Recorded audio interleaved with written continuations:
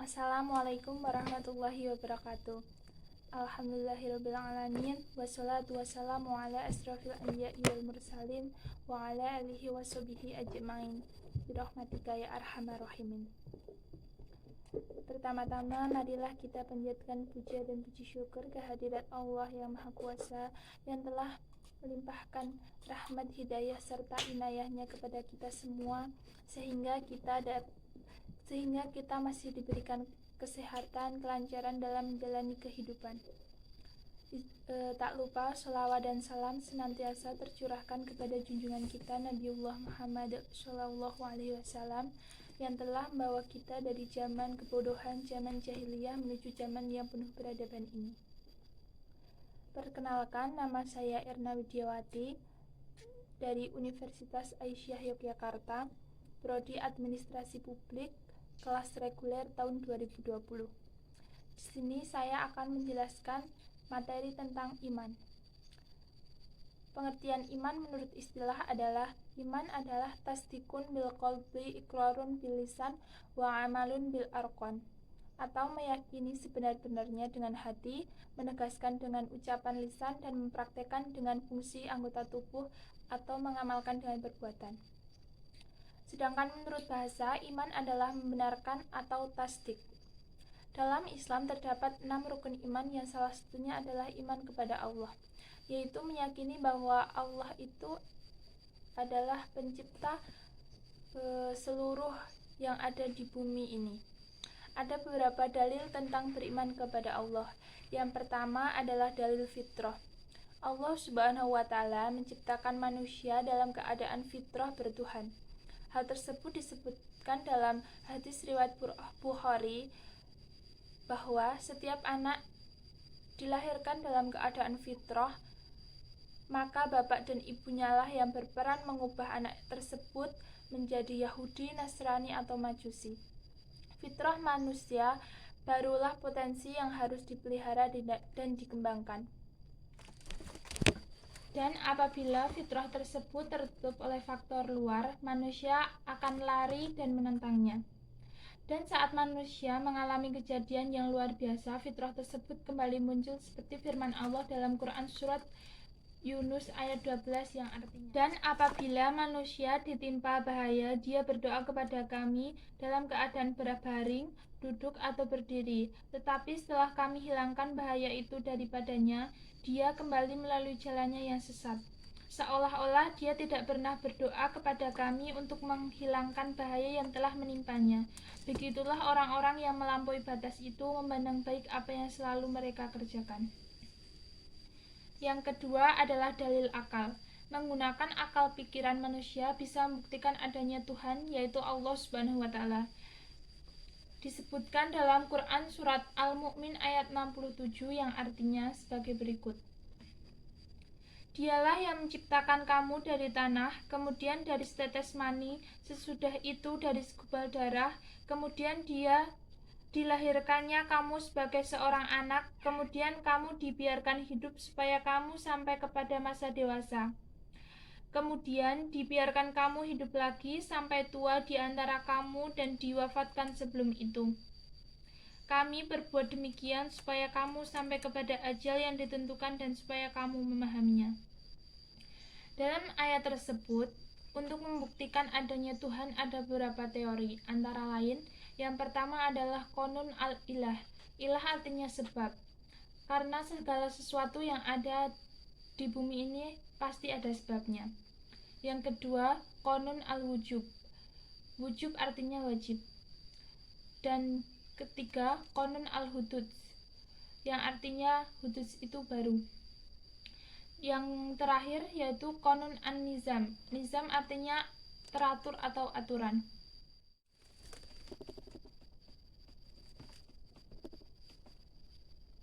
Yang ketiga adalah dalil nakli.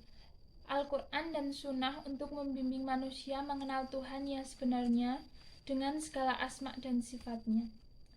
Allah Subhanahu wa Ta'ala itu adalah al-awal, tidak ada permulaan bagi wujudnya, dan al-akhir, tidak ada akhir dari wujudnya.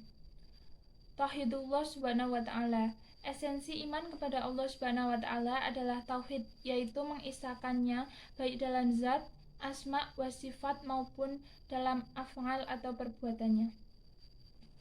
Wujudullah adalah beriman dengan wujud Allah, adalah beriman bahwa Allah itu benar-benar ada keberadaannya. Allah bukan hanya sekedar buah pemikiran atau ide segelintir manusia, namun ia merupakan zat yang maha wujud dan maha ada. Wujud keberadaan Allah ini tidak dapat dibantahkan lagi. Adanya seluruh alam, baik itu langit, bumi, gunung, laut, dan kejadian-kejadian yang ada di bumi ini adalah bukti adanya pencipta dari itu semua. Yang kedua yaitu tauhidullah. Tauhidullah adalah mengisahkan Allah baik dalam zat, asma, dan sifatnya atau perbuatannya. Rububiyah adalah beriman bahwa Allah adalah satu-satunya yang menciptakan, merajai, dan mengatur seluruh alam, seperti dalam Quran surat Al-A'raf ayat 54. A'udzubillahi minasyaitonirrajim. Bismillahirrahmanirrahim. Alastawa thumma ayyamin situti fil ardis samawati khalaqalladhi Allahu rabbukum in musharati wan nujuma wal qamara wasamsa hathitha yatlubuhun nahara layla yu'sil arsil alamina rabbuhullahu tabarak wal amrul khalqu lahu ala bi'imri. Sesungguhnya Tuhan kamu ialah Allah yang telah menciptakan langit dan bumi dan 6 masa. Lalu dia bersemayam di atas arsy. Dia menutupkan malam kepada siang yang mengikutinya dengan cepat, dan diciptakannya pula matahari, bulan, dan bintang-bintang masing-masing tunduk kepada perintahnya. Ingatlah, menciptakan dan memerintah hanyalah hak Allah. Maha suci Allah, Tuhan semesta alam. Quran surat Al-A'raf ayat 54. Yang selanjutnya adalah yaitu uluhiyah. Uluhiyah adalah bertauhid atau menunggalkan Allah dalam hal ibadah kepadanya. Ibadah adalah segala sesuatu yang dicintai dan diridhoi oleh Allah, baik dalam perkataan maupun perbuatan. Seorang mukmin harus meyakini dan mengakui bahwa satu-satunya yang berhak diibadahi atau disembah hanyalah Allah Subhanahu wa taala, seperti disebutkan dalam Quran surat Ali Imran ayat 18 yang artinya, Allah menyatakan bahwasanya tidak ada Tuhan melainkan Dia yang berhak disembah, yang menegakkan keadilan. Para malaikat dan orang-orang yang berilmu juga menyatakan yang demikian itu. Tak ada Tuhan melainkan Dia yang berhak disembah, yang maha perkasa lagi maha bijaksana. Quran surat Ali Imran ayat 18. Selanjutnya adalah asma wa sifat. Mengimani nama-nama Allah dan sifat-sifat Allah yang telah Allah namakan dan sifatkan untuk dirinya sendiri, dan juga mengimani nama-nama Allah dan sifat-sifat Allah yang telah dinamai dan disifati oleh Rasulullah, seperti dalam arti surat Al-A'raf ayat 180. Hanya milik Allah Asmaul Husna, maka bermohonlah kepadanya dengan menyebut Asmaul Husna itu, dan tinggalkanlah orang-orang yang menyimpang dari kebenaran dalam menyebut nama-namanya. Nanti mereka akan mendapat balasan terhadap apa yang telah mereka kerjakan. Dalam mengimani asma wa sifat, tugas kita adalah mengimani hal itu sepenuhnya tanpa melakukan 4 hal, yaitu yang pertama adalah takyif atau membagaimanakan sifat-sifat Allah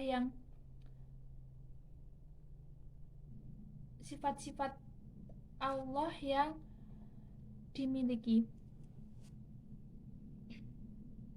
Yang kedua adalah tamtsil atau menyerupakan Allah dengan makhluknya.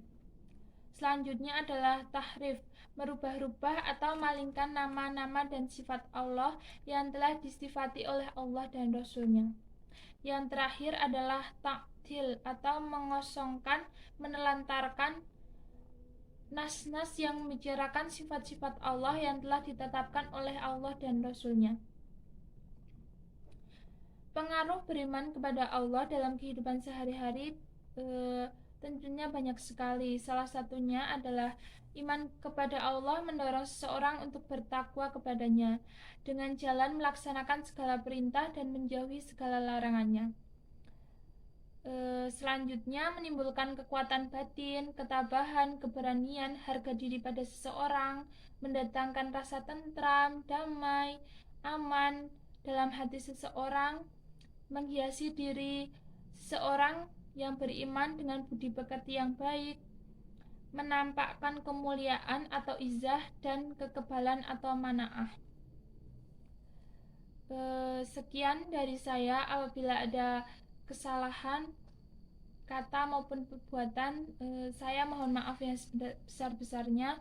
Wabillahi taufiq wal hidayah. Wassalamualaikum warahmatullahi wabarakatuh. Terima kasih.